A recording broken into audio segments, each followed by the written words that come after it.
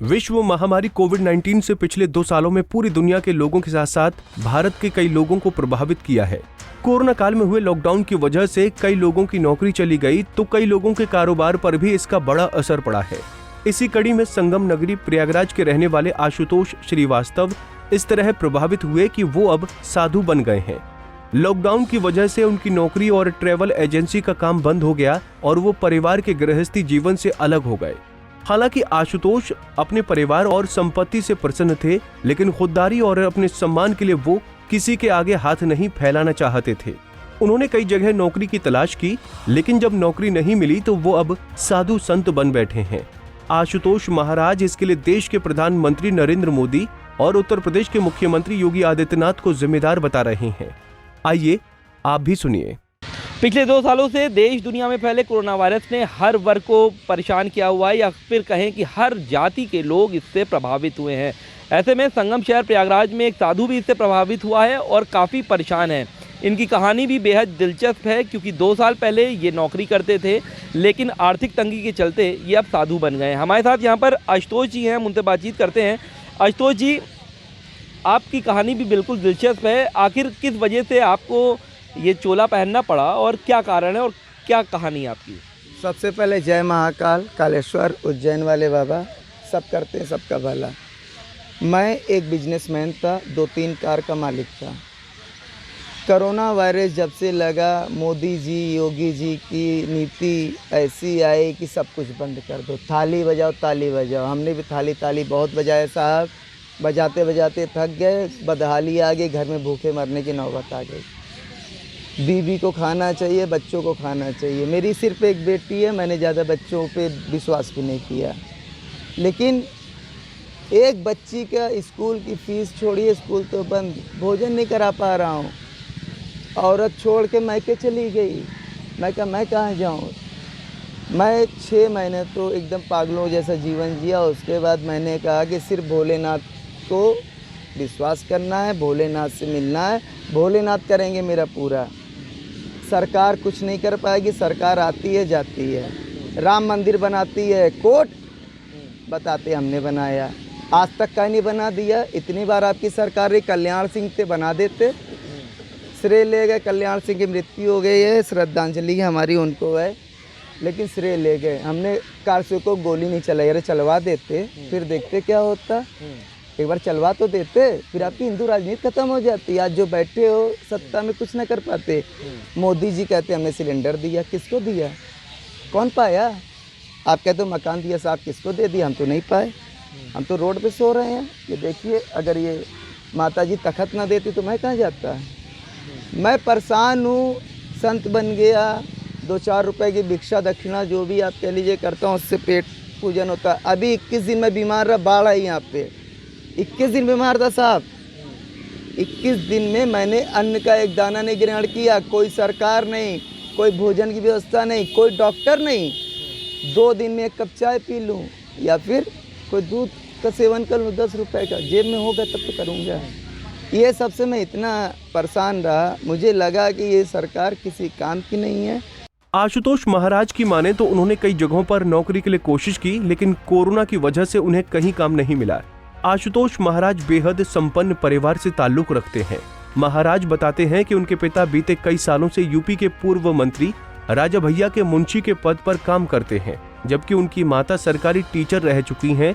खुद कुछ करने की चाहत के चलते उन्होंने अपने परिवार के सामने हाथ नहीं फैलाया, जिसके चलते उन्होंने साधु बनने का फैसला किया।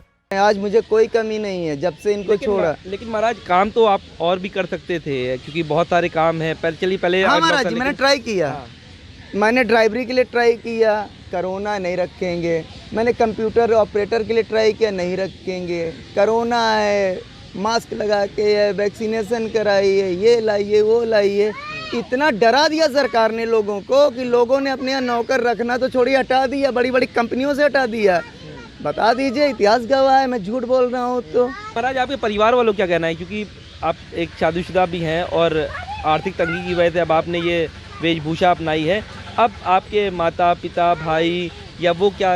सबसे पहले मैं अपनी पत्नी जी को धन्यवाद देना चाहूँगा कि उन्होंने इस संकट की घड़ी में अपनी माता जी अपने परिवार के पास जाके मुझे कृतार्थ किया, मुझे मुक्त किया कि मैं भोलेनाथ की सेवा कर पाऊँ। मैं भोलेनाथ की सेवा कर रहा हूँ, मुझे अच्छा लग रहा है। और मेरे पिताजी धनवान हैं, माननीय राजा भैया के ख़ानदानी मुनीमों में से एक हैं, 50 साल से प्रधानी है, 40 बीघा ज़मीन है, मुझे कोई कमी नहीं है। लेकिन मैं मेहनत का कमाया, मैं अपने पिताजी का 1 रुपया नहीं खाया और आज भी नहीं खाना चाहता हूँ। आज जो जीवन है जीवन है। भोलेनाथ ने कहा है कि 6-7 महीने और करना, उसके बाद आपको खुद में कुछ ना कुछ रास्ता दिखाऊंगा। अच्छा, अखाड़े से भी आप नहीं जुड़ना चाहेंगे? हालांकि यहाँ तो कई अखाड़े हैं, अखाड़े में के भी बन मैं सकते हैं। अखाड़ों विश्वास नहीं करता हूँ, क्योंकि अखाड़ों में इतनी लड़ाई है। मेरे जैसा दिमागदार पढ़ा लिखा जाएगा तो कब का गोली का मार दिया जाएगा। आशीष गिरी को मार दिया गया, औरों को मार दिया गया, संतोष सतुआ बाबा, सारे अखाड़ों में लड़ाई। अखाड़ों की बात ही ना करिए, बहुत बड़ा काम है वो। आपको बता दें कि आशुतोष महाराज ग्रेजुएट हैं और फर्राटे से इंग्लिश भी बोलते हैं। 1.5 सालों में आशुतोष महाराज ने धर्म के बारे में जानकारी इकट्ठा करके मंत्रों का उच्चारण भी तेजी से करते हैं। उन्होंने बताया कि जब भी कोई विदेशी या दक्षिण भारत से आने वाले श्रद्धालुओं के पास वो भिक्षा लेने जाते हैं तो उनसे वो अंग्रेजी में बात करते हैं। हालांकि परिवार के लोग उनसे इस कदम से काफी नाराज हैं और उनसे दूरी बना लिए हैं। आशुतोष महाराज का कहना है कि साधु संत बनने के बाद अब वो पूरी तरह पारिवारिक जीवन को त्याग दिए हैं और आगे की जिंदगी माँ गंगा के चरणों में ही बिताना चाहते हैं। आपने इंग्लिश में भी पढ़ाई करी है, इंग्लिश का भी ज्ञान है। मैंने इलाहाबाद यूनिवर्सिटी की शाखा एडीसी से साथ ग्रेजुएशन किया है, but I am not wrong birding in any time let anyone. I love and like any person, but I don't like the BJP government in any time, anyway. लेकिन महाराज लोग तो खुश हो रहे हैं, राम मंदिर बन गया है या बन रहा है, अब वहाँ पर लोग जाएंगे, वहाँ रोजगार राम होगा। मंदिर कौन बनाया? मोदी जी बनाए कि योगी जी बनाए?